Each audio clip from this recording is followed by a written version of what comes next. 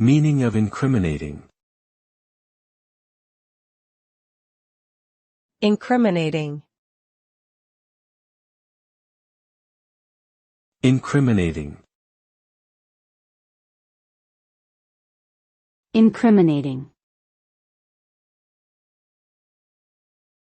Incriminating. The word incriminating refers to evidence or information that suggests someone may be guilty of a crime. It can refer to physical evidence, witness testimony, or even a person's behavior or statements. If evidence is deemed incriminating, it can be used in court to build a case against the accused or to establish guilt beyond a reasonable doubt.